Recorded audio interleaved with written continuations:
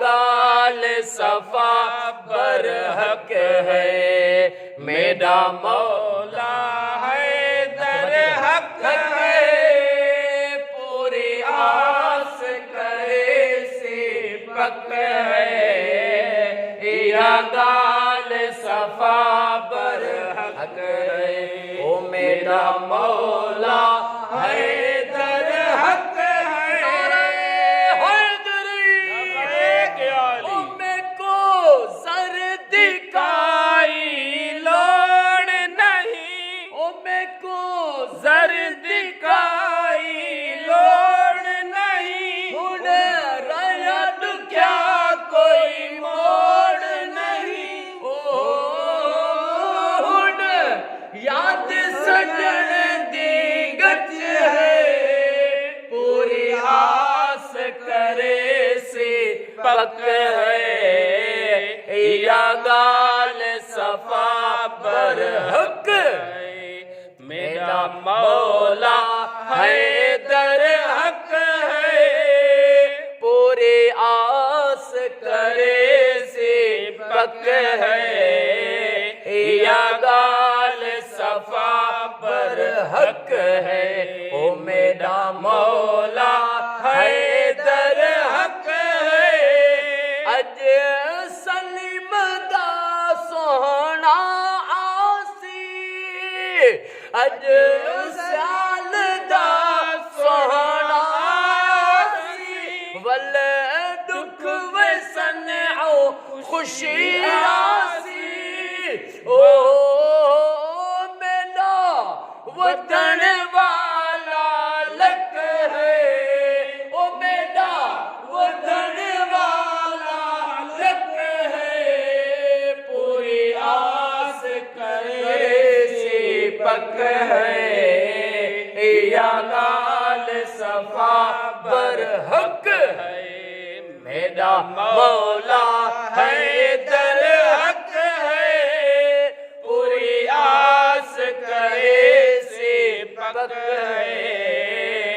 या गाल सफा बरहक है, ओ मेरा मौला है दर हक है। बिस्मिल्लाहिर्रहमानिर्रहीम, अस्सलातु वस्सलामु अलैका या सय्यदी या मुर्शिदी या रहमतल लिल आलमीन। हुवल्लाहुल्लज़ी ला इलाहा इल्ला हुवा रहमानुर रहीम, मालिकुल कुद्दूस सलामुल मोमिन मुहीमुल अज़ीज़ुल जब्बार, अल मुतकब्बिर अल खालिक अल बारी अल मुसव्विर अल गफ्फार। या हय्य या कय्यूम, या हय्य या कय्यूम बिरहमतिक अस्तगीस। या अल्लाह या रहमान या रहीम करीम रब जल जलालहू।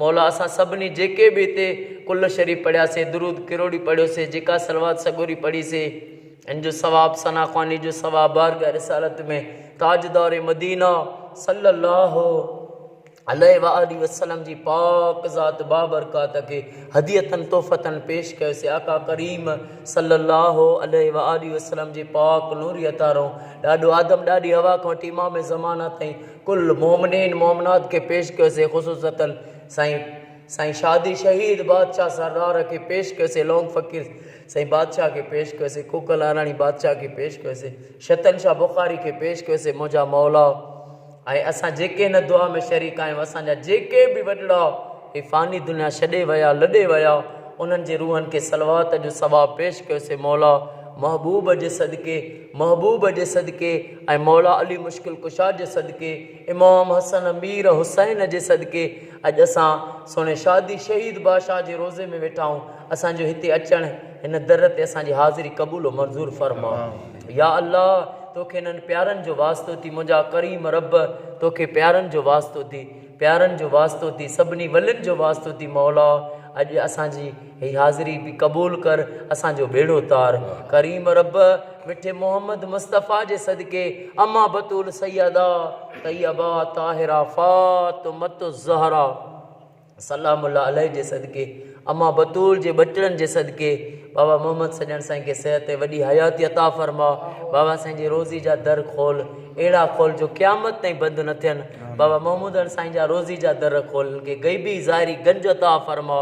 साईं मंसूर साईं बाबा जा इनखे रोज़ी में गैबी ज़ाहिरी गंज अता फरमा। पाक फौज आर्मी जो जवान मुंहिंजो पुनल ख़ान सियाल साईं खे साईं नबी साईं जे सदके ज़ारी गई बि गंज अता फरमा साईं जे बचड़नि खे सिहत अता फरमा जेके घरू बचड़नि जूं न्याणियुनि जूं जेके बि साईं वारनि जूं तमन्नाऊं दिलनि जूं आहिनि ओ दिलनि जा मालिक अॼु उहे पूरी फरमा असांजे जमायत जे निगरान बाबा अरबाब अली मेतलो साईं जा क़यामत ताईं वेड़ा वसंदा रहनि करीम रब अॼु असांजी मदद फरमा असांजा ॾुख दर्द दूर फरमा तंगदस्तियूं ग़रीबतूं दूर फरमा मौला मुंहिंजी मदद कर या अल्लाह नबी सरदार जो वास्तो थी इमाम हुसैन जी शहादत जो वास्तो थी इमाम हुसैन जेको करबला में आख़िरी सजदो कयो उन आख़िरी हुसैन जे सजदे जो वास्तो थी मौला मूंखे मुंहिंजी जमायत सॼी दुनिया में फैलिजी वञे जमायत सलवात कमेटी अवेसी कादरी सॼी दुनिया में फैलिजी वञे इन में किरोड़े ख़रबे आशिक़ रसूल पैदा फरमा ऐं मुंहिंजी जमायत में मौला सचा साथी ॾे जेके कॾहिं साथ न छॾनि